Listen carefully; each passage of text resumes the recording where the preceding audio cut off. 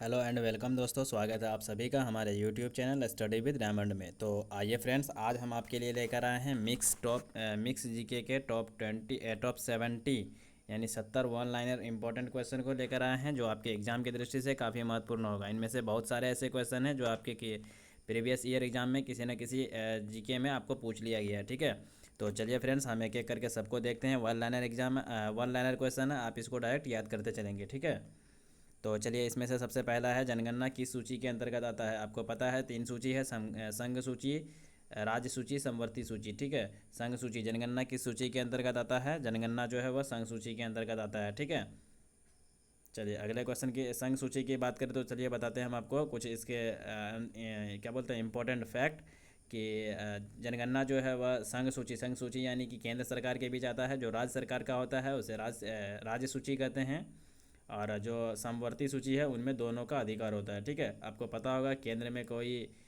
जो केंद्र में सरकार चलाते हैं और कोई राज्य में सरकार चलाते हैं। ठीक है, जैसे कुछ चीज़ें होती है जो कॉमन दोनों को मिला के चलाया जाता है।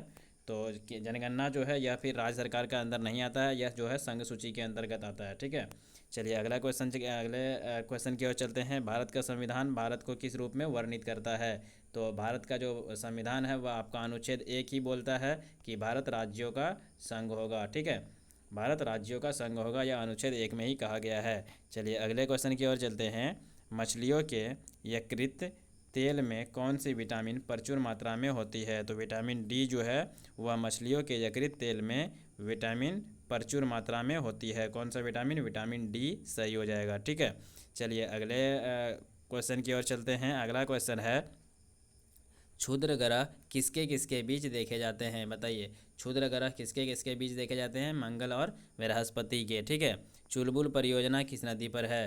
तो बताइए कौन सी नदी पर है चुलबुल परियोजना। सर ये आरआरबी का पूछा हुआ क्वेश्चन भी है। ठीक है, रेलवे बोर्ड में यह पूछा हुआ क्वेश्चन है, झेलम नदी पर है। ठीक है, झेलम नदी पर है चुलबुल परियोजना, याद रखिएगा।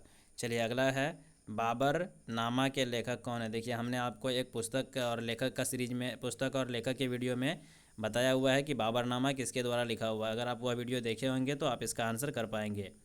तो बाबरनामा जो है वह बाबर के द्वारा लिखा गया है। ठीक है, चलिए अगला है, अंतर्राष्ट्रीय महिला दिवस कब मनाया जाता है। चलिए एक दिवस से भी हम आपको एक वीडियो देंगे।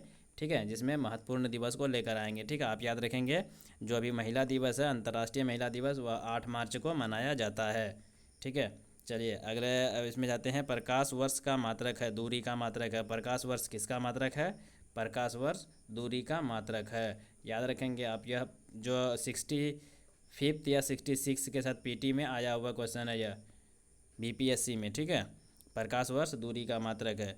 चलिए अगले क्वेश्चन की ओर चलते हैं। अगला क्वेश्चन है, मनुष्य शरीर का सामान्य ताप कितना होता है। तो मनुष्य शरीर का सामान्य ताप कितना होता है।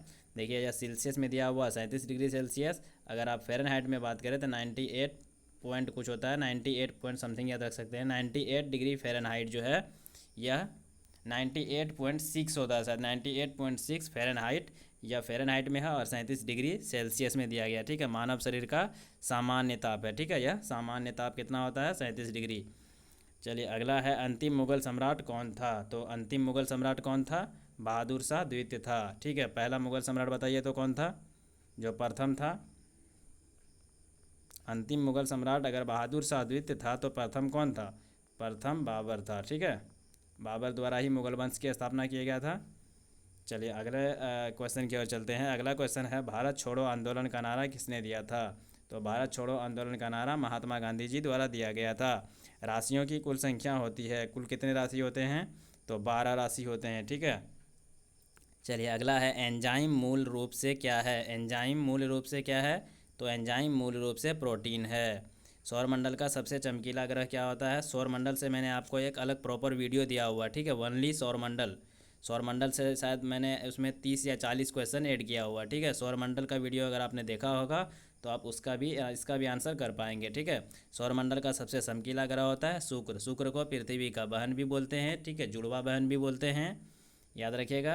पृथ्वी का जुड़वा बहन भी बोलते हैं शुक्र को। ठीक है, तो चलिए अगले क्वेश्चन की ओर चलते हैं। अगला है, बिंदुसार किस वंश का शासक था। बताइए, बिंदुसार किस वंश का शासक था। तो मौर्य वंश का शासक था। ठीक है, लिंगराज मंदिर कहाँ स्थित है, बताइए लिंगराज मंदिर कहाँ स्थित है, भुवनेश्वर में। ठीक है, भुवनेश्वर में था। मकाऊ की मुद्रा को क्या कहा जाता है, बताइए मकाऊ की मुद्रा को क्या कहा जाता है, पटाका। सिनेमा का आविष्कार किसने किया था, निकोलस और जीन लुथिये ने। ठीक है, जीन लुथिये, निकोलस और जीन लुथिये के द्वारा सिनेमा का आविष्कार किया गया था। पृथ्वी का एकमात्र उपग्रह है, सौरमंडल से संबंधित क्वेश्चन है, सौरमंडल के वीडियो में यह भी क्वेश्चन है। पृथ्वी का एकमात्र उपग्रह है वह है चंद्रमा। ठीक है, हर्ष का राजकवि था, हर्ष का राजकवि कौन था, हर्ष के दरबार में एक राजकवि था, वह कौन था, वानभट्ट था। ठीक है, देखिए वानभट्ट से रिलेटेड अगर आपको एक्स्ट्रा फैक्ट बताया तो वानभट्ट का लेखक, वानभट्ट किस कौन कौन से पुस्तक लिखा था, कादम्बरी वानभट्ट के द्वारा लिखा गया पुस्तक है। ठीक है, जिसे मैंने पुस्तक सीरीज में भी आपको बताया है, पुस्तक वाले वीडियो में, कि कौन से पुस्तक के लेखक कौन है, तो उसमें कादम्बरी के लेखक वानभट्ट हैं। ठीक है, एक और पुस्तक है उसका कादम्बरी, और शायद एक और भी कोई कोई पुस्तक है जिसको वानभट्ट के द्वारा ही लिखा गया है। ठीक है, चलिए अब एक और जो एक और जो बुक बचा है उसको आप कमेंट में बताइए कौन सा एक पुस्तक है जो वानभट्ट के द्वारा लिखा गया। ठीक है, चलिए अब अगले क्वेश्चन की ओर चलते हैं। अगला है हाइड्रोजन बम का आविष्कार किसने किया था, बताइए हाइड्रोजन बम का आविष्कार किसके द्वारा किया गया था, एडवर्ड टेलर के द्वारा। ठीक है, विश्व स्वास्थ्य दिवस, बताइए विश्व स्वास्थ्य दिवस कब मनाया जाता है, 7 अप्रैल को। ठीक है, अब यह बताइए डॉक्टर्स डे कब मनाया जाता है, चलिए आप बताइए, क्वेश्चन कमेंट में बताइए आंसर इसका। डॉक्टर्स डे कब मनाया जाता है, विश्व स्वास्थ्य दिवस 7 अप्रैल को मनाया जाता है। दक्षिण अमेरिका में चारागाह को क्या कहते हैं, बताइए दक्षिण अमेरिका में जो चारागाह है उसे क्या बोलते हैं, पंपास कहा जाता है। ठीक है, भारत के प्रथम स्वर्ण मुद्रा किसने चलाया था, देखिए इंपॉर्टेंट क्वेश्चन है। भारत में स्वर्ण मुद्रा यानी कि सोने की सिक्का को किसने चलाया था, पहली बार यूनानियों द्वारा चलाया गया था। ठीक है, भारतीय राष्ट्रीय कांग्रेस के प्रथम मुस्लिम अध्यक्ष कौन थे, यह भी क्वेश्चन काफ़ी इंपॉर्टेंट है, याद रखेंगे। भारतीय राष्ट्रीय कांग्रेस के पहले मुस्लिम अध्यक्ष थे बदरुद्दीन तैयब जी। ठीक है, बदरुद्दीन तैयब। चलिए अगले क्वेश्चन की ओर चलते हैं। अगला क्वेश्चन है राज्य अपहरण नीति का क्रियान्वयन किसने किया था, लॉर्ड डलहौजी द्वारा किया गया था, याद रखिएगा लॉर्ड डलहौजी द्वारा किया गया था। लॉर्ड डलहौजी से आप याद रखेंगे कि यह जो लॉर्ड डलहौजी है, हड़प नीति की शुरुआत भी यहीं से किया गया था। ठीक है, राज्य अपहरण नीति यानी इसको हड़प नीति की शुरुआत भी बोलते हैं। ठीक है, हड़प नीति की शुरुआत लॉर्ड डलहौजी के समय में हुआ था, और 18 अगस्त, ठीक है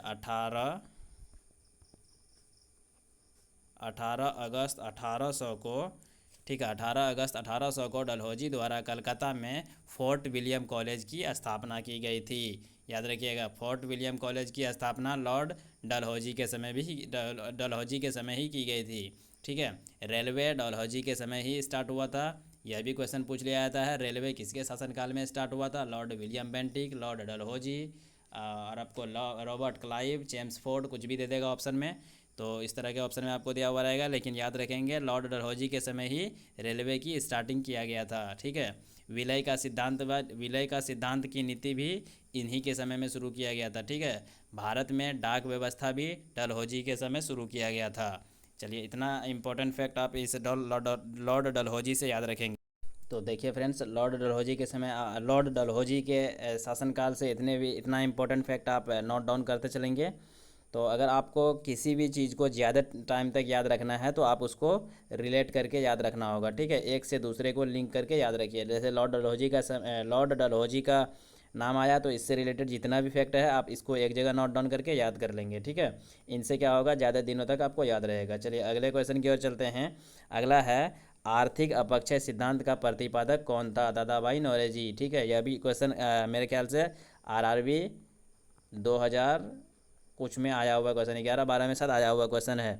आर्थिक अपक्षय सिद्धांत का प्रतिपादक दादाभाई नौरोजी थे। ठीक है, राज्यसभा में मनोनीत सदस्यों की संख्या होती है, देखिए राज्यसभा में जो प्रेसिडेंट यानी राज्यसभा में जो राष्ट्रपति के द्वारा, ठीक है राष्ट्रपति के द्वारा सदस्य मनोनीत किए जाते हैं, कितने सदस्य मनोनीत किए जाते हैं, तो 12 सदस्य मनोनीत किए जाते हैं। ठीक है, याद रखिएगा राज्यसभा में। लोकसभा में कितने किए जाते हैं ये बताइए, लोकसभा में 2। ठीक है, लोकसभा में 2 सदस्य मनोनीत किए जाते हैं। चलिए अगला क्वेश्चन की ओर चलते हैं। अगला है, राष्ट्रीय आय का आकलन कौन करता है? केंद्रीय सांख्यिकी संगठन, ISI जिसको बोलते हैं, ठीक है। यह भी क्वेश्चन मैंने अभी इंडियन इकोनॉमी का एक वीडियो दिया है आपको, उसमें आपको यह क्वेश्चन मिल जाएगा, ठीक है। इंडियन इकोनॉमी से रिलेटेड मैंने टॉप 30 या 40 क्वेश्चन उसमें भी दिया है, तो उस वीडियो को भी अगर आप गौर से या फिर ध्यान से देखेंगे तो उसमें भी यह क्वेश्चन का आंसर मिल जाएगा, ठीक है। राष्ट्रीय आय का आकलन कौन करता है? केंद्रीय सांख्यिकी संगठन करता है। गांधी इरविन समझौता कब हुआ था? बताइए, गांधी इरविन समझौता कब हुआ था? 1931 में हुआ था, ठीक है। विश्व बैंक का मुख्यालय कहाँ स्थित है? बताइए, वर्ल्ड बैंक, विश्व बैंक का मुख्यालय कहाँ है? वाशिंगटन DC में है, ठीक है। योजना आयोग के अध्यक्ष कौन होता है? देखिए बहुत आसान क्वेश्चन है, इसको भी हमने आपको योजना आयोग के बारे में बताया है। योजना आयोग पहले योजना आयोग था, अभी वर्तमान में इसको नीति आयोग कर दिया गया है, ठीक है। इसके नामों में परिवर्तन करके इसे नीति आयोग कर दिया गया है। देखिए योजना आयोग की स्थापना जो है, अब योजना आयोग से आप यहाँ पे कुछ इम्पोर्टेंट फैक्ट देख लेंगे, ठीक है।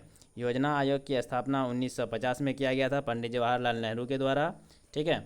इसको 2014 में इसका नाम बदल कर 2014 में इसका नाम बदल कर नीति आयोग कर दिया गया, ठीक है। योजना आयोग के नाम को ही बदलकर नीति आयोग किया गया है, ठीक है। यह 1 जनवरी 2015 से पूर्ण लागू भी हो गया था, ठीक है। 1 जनवरी 2015 से यह लागू हो गया था कि यह नीति आयोग होगा, ठीक है। देखिए योजना आयोग में होता क्या है, इसके तत्कालीन प्रधानमंत्री ही इसके अध्यक्ष होते हैं, ठीक है। जो भी उस समय के प्रधानमंत्री होंगे वह उनके अध्यक्ष होंगे। आप याद रखेंगे, यह जो योजना आयोग है या नीति आयोग है, यह संविधान में इसका कोई उल्लेख नहीं है, ठीक है। यह संवैधानिक परंपरा या संवैधानिक द्वारा संगठन नहीं है कोई भी, ठीक है। यह एक सिर्फ सरकार के थिंक टैंक की तरह काम करता है, ठीक है। सरकार को थिंक टैंक की तरह काम करता है, ठीक है। यह एक अलग मतलब असंवैधानिक संगठन है। चलिए अगला क्वेश्चन है, अर्थशास्त्र के जनक किसे कहा जाता है? एडम स्मिथ को। यह भी क्वेश्चन आपको इंडियन इकोनॉमी में मिल जाएगा। इंडियन इकोनॉमी में हम आपको टॉप 30 इंपॉर्टेंट क्वेश्चन दिए हैं जो इंडियन इकोनॉमी से ही रिलेटेड हैं, ठीक है। उसमें इकोनॉमी के ज़्यादा से ज़्यादा क्वेश्चन को शामिल करने का प्रयास किया गया है, तो आप उन वीडियो को ज़रूर देख लेंगे एक बार, ठीक है। प्ले लिस्ट में जाके आप इंडियन इकोनॉमी का वीडियो देख लेंगे। अर्थशास्त्र के जनक एडम स्मिथ को कहा गया है, ठीक है। चलिए अगले क्वेश्चन की ओर चलते हैं। शिक्षा सूची, शिक्षा की सूची किसके अंतर्गत आता है? जैसा कि मैंने अभी आपको पहले क्वेश्चन में साथ बताया था, जनगणना किसके अंतर्गत आता है? तो संघ सूची के, ठीक है। संघ सूची मीन्स हो गया केंद्र सरकार के, ठीक है। केंद्र सरकार जो होगा वह जनगणना पे काम कर सकता है, लेकिन शिक्षा क्या है? समवर्ती सूची है। इसमें राज्य सरकार भी फेरबदल कर सकता है और संघ यानी कि केंद्र सरकार भी इसमें परिवर्तन कर सकता है, कुछ भी चेंजिंग कर सकता है, यह दोनों को अधिकार है, ठीक है। समवर्ती सूची के अंतर्गत आता है, ठीक है। अब यह बताइए, यह जो सूची है, यह सूची संविधान के कितने इसमें अनुसूची में है, ठीक है। संविधान में कहाँ पे है कि यह 3 सूची होगा, जो केंद्र क्या बोलते हैं, संघ सूची, राज्य सूची और समवर्ती सूची। इन सूचियों का जो वर्णन है यह संविधान में कहाँ पे है, ठीक है। कमेंट में आप इसका आंसर बताएंगे। चलिए हम आगे चलते हैं। इंडिया हाउस कहाँ स्थित है? बताइए, इंडिया हाउस कहाँ है? लंदन में स्थित है, ठीक है। अब इसकी स्थापना कौन किया था? बताइए, इंडिया हाउस की स्थापना कौन किया था? कमेंट में जवाब देंगे। लाफिंग गैस का रासायनिक नाम क्या है? बताइए, लाफिंग गैस का रासायनिक नाम N2O, ठीक है। इस तरह से लिखा जाएगा, यह टाइपिंग मिस्टेक है, 2 नीचे होगा, N2O जिस तरह केमिस्ट्री में लिखा जाता है। इसका पूरा नाम बताइए, पूरा नाम क्या होगा इसका? नाइट्रस ऑक्साइड, ठीक है, नाइट्रस ऑक्साइड। चलिए अगले क्वेश्चन की ओर चलते हैं। भारत में बैंकों का पहली बार राष्ट्रीयकरण कब हुआ था? चलिए बहुत ही सिंपल क्वेश्चन और बहुत ही आसान क्वेश्चन है। भारत में बैंकों का पहली बार राष्ट्रीयकरण कब हुआ था? तो यह हुआ था आपको 1969 ईस्वी को। यह 1969 आपको याद होगा, 1969 ऐसा इंपॉर्टेंट ईस्वी है जिसमें आपको 2 एक्स्ट्रा फैक्ट मैंने आपको पहले वीडियो में भी पहले जीके वाले वीडियो में भी बताया हुआ हूँ कि 1969 जो है यह 21 जुलाई 1969, ठीक है, और एक है 15 अगस्त 1969, ठीक है। आप इस 2/1969 को इस 1969 से याद रखेंगे। एक तो सबसे पहले बैंकों का राष्ट्रीयकरण पहली बार इंदिरा गांधी के समय में 1969 में हुआ था, और ये 21 जुलाई 1969 यह डेट है, यह तारीख है जिस दिन विश्व के प्रथम व्यक्ति नील आर्मस्ट्रॉन्ग चंद्रमा पर पहली बार अपने प्रथम कदम रखे थे। ठीक है, पहली बार जो चंद्रमा पर अपना कदम रखा था वह 21 जुलाई 1969 को नील आर्मस्ट्रॉन्ग द्वारा। ठीक है, और यह 15 अगस्त 1969 यह तारीख है जिस दिन इसरो की स्थापना की गई थी। ठीक है, आप याद रखेंगे इसरो की स्थापना भी 1969 को 15 अगस्त 1969 को किया गया था। ठीक है, वर्तमान में इसके अध्यक्ष के सिवान हैं। यहाँ पे इसके फुल फॉर्म हो जाएगा इंडियन स्पेस रिसर्च ऑर्गेनाइजेशन। ठीक है, इसरो का फुल फॉर्म हो जाएगा इंडियन स्पेस रिसर्च ऑर्गेनाइजेशन। चलिए अगले क्वेश्चन की ओर चलते हैं। अगला है मुद्राक्षस के लेखक कौन है? विशाखा दत्त। देखिए हमने आपको इस वीडियो में ज़्यादातर क्वेश्चन आपको किसी न किसी वीडियो में मैं करा चुका हूँ। ठीक है, यह सिर्फ एक आपको प्रैक्टिस सेट टाइप से है, इसको आप मतलब रिवीजन के तौर पे देख सकते हैं। मुद्राक्षस के जैसे कि मैंने अभी पुस्तक का वीडियो आपको दिया है, उसमें 2-3 पुस्तक अब तक आ चुका है जो आपको पुस्तक से रिलेटेड है। ठीक है, मुद्राक्षस के लेखक कौन है? विशाखा दत्त। तो यह क्वेश्चन भी आपको उस पुस्तक वाले सीरीज में मिल जाएगा। ठीक है, चलिए अगले क्वेश्चन की ओर चलते हैं। अगला क्वेश्चन है रूसी क्रांति कब हुई थी? तो 1917 में हुई थी। 1917 से आप क्या याद रखेंगे? चंपारण सत्याग्रह। ठीक है, चंपारण आंदोलन जो था वह 1917 में ही गांधी जी द्वारा स्टार्ट किया गया था। चलिए अगले क्वेश्चन की ओर चलते हैं। लोकसभा में किसी विधायक नहीं होगा, विधेयक होगा। ठीक है, गलती है यहाँ पे थोड़ा सा, विधेयक होगा। किसी विधेयक को धन विधेयक के रूप में कौन प्रमाणित करता है? देखिए यह लोकसभा, सिर्फ अध्यक्ष तो नहीं होगा, यह लोकसभा अध्यक्ष हो जाएगा। ठीक है, लोकसभा अध्यक्ष। याद रखेंगे किसी विधेयक को धन विधेयक है या नहीं है, इसका डिसीजन या इसका वर्णन, मतलब इसका जो है प्रमाणित कौन करता है? लोकसभा अध्यक्ष द्वारा किया जाता है। ठीक है, कौन सा विधेयक धन विधेयक है या नहीं है, इसका डिसीजन लोकसभा अध्यक्ष ही लेते हैं।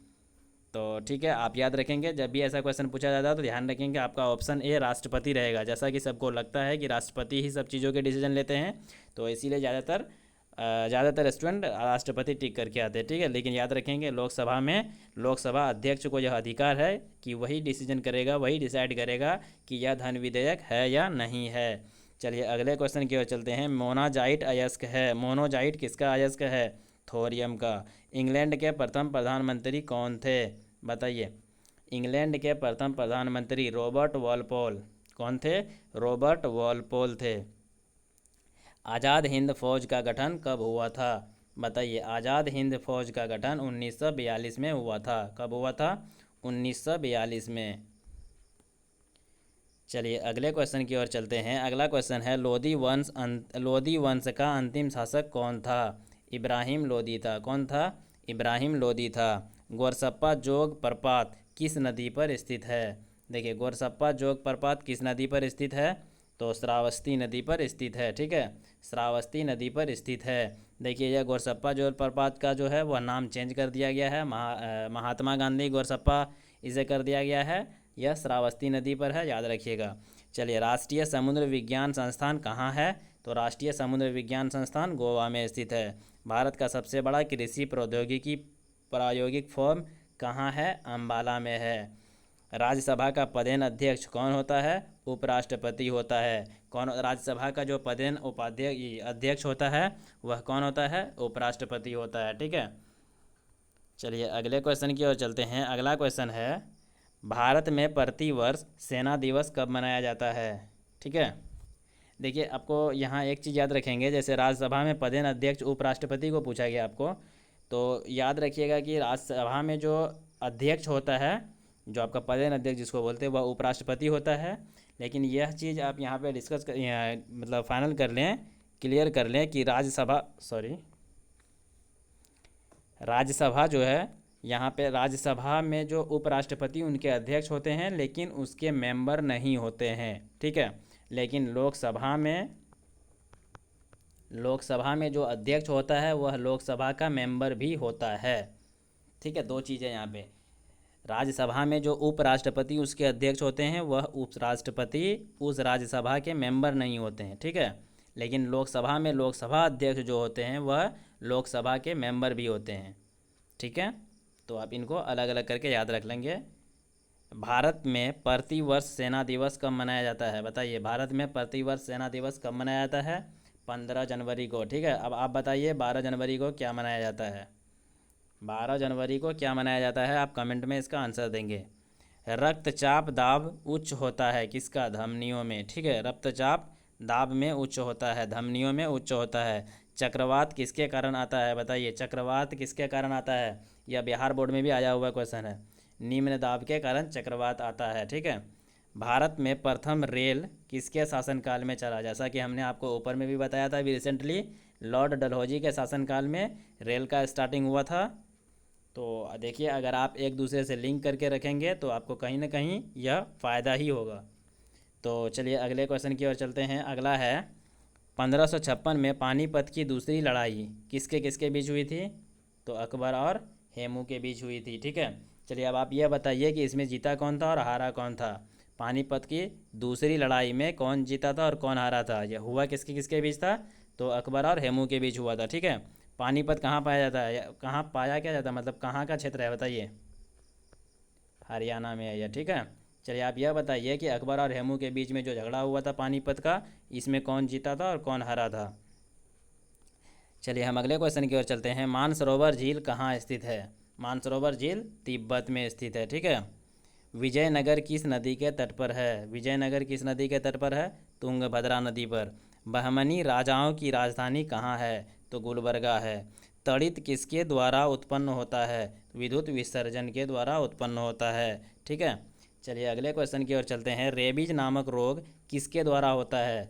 तो रेबीज नामक रोग जो है वह विषाणु या वायरस के द्वारा होता है। ठीक है, मानव का सामान्य रक्तदाब कितना होता है? मानव का सामान्य रक्तदाब 120/80 होता है। ठीक है, शहद में मुख्यतः क्या होता है? शहद में मुख्यतः क्या होता है? कार्बोहाइड्रेट होता है। ठीक है, संविधान के अनुच्छेद 1 में भारत को क्या कहा गया है? जैसा कि हमने आपको शायद इस रिसेंटली पहले या दूसरे क्वेश्चन में बताया भी था कि संविधान के आर्टिकल 1 में क्या कहा गया? राज्यों का, भारत राज्यों का संघ होगा। ठीक है, राज्यों का संघ कहा गया है।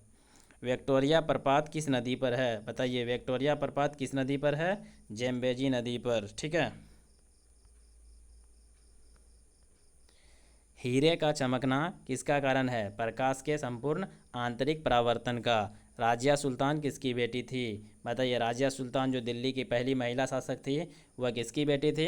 इल्तुतमिश की बेटी थी। चलिए अगले क्वेश्चन की ओर चलते हैं। भारत में सर्वाधिक शुद्ध स्वर्ण मुद्राएं किसने जारी किया था? ठीक है, देखिए सबसे पहले स्वर्ण मुद्राएं सबसे पहले किसने जारी किया था? तो वह यूनानियों द्वारा किया गया था। लेकिन सर्वाधिक शुद्ध स्वर्ण मुद्राएं किसके द्वारा किया गया? तो कुषाणों ने। ठीक है, क्वेश्चन में अलग अलग है, क्वेश्चन में कन्फ्यूज मत होइएगा, अलग अलग क्वेश्चन है।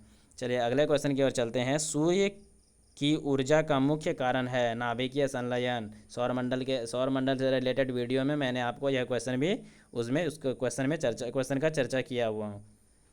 चलिए अगले क्वेश्चन की ओर चलते हैं। किस सिख गुरु ने गुरु नानक की जीवनी लिखी थी? किस गुरु सिख ने गुरु नानक की जीवनी लिखी थी? गुरु अंगद देव। देखिए, गुरु अंगद देव के में गुरु थे, यह बताइए। गुरु के टोटल, सिख गुरु के टोटल 10 गुरु थे, तो वह 10 में से गुरु अंगद देव कितने नंबर के गुरु थे? चूँकि कभी काल नंबर वाइज भी पूछ लिया जाता है कि यह गुरु कैमे नंबर का था। ठीक है,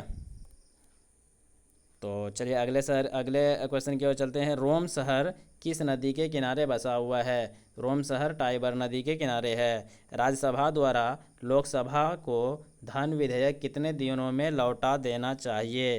तो 14 दिनों में। ठीक है, राज्यसभा द्वारा जो धन विधेयक है वह लोकसभा को भेजा जाता है, लेकिन लोकसभा को उसे 14 दिनों में लौटाना होता है। ठीक है, चोल राजाओं की राजधानी कहाँ थी? तंजौर में थी। कहाँ थी? तंजौर में। ठीक है, तो चलिए फ्रेंड्स, यहाँ तक क्लियर है। आज की वीडियो में यहीं तक। फिर मिलेंगे हम ऐसी टॉपिक को आगे बढ़ाते हुए। वन लाइनर हम फिर आपको अगले वीडियो में लेकर आएंगे। तो तब तक के लिए आपको धन्यवाद। अगर आपको वीडियो अच्छा लगा है तो प्लीज़ लाइक करें। कमेंट करें और अपने फ्रेंड्स के साथ शेयर करें, ठीक है। चलिए, अगर आपको वीडियो अच्छा लगा है तो प्लीज़ लाइक करें, कमेंट करें और हमारे चैनल को सब्सक्राइब करें।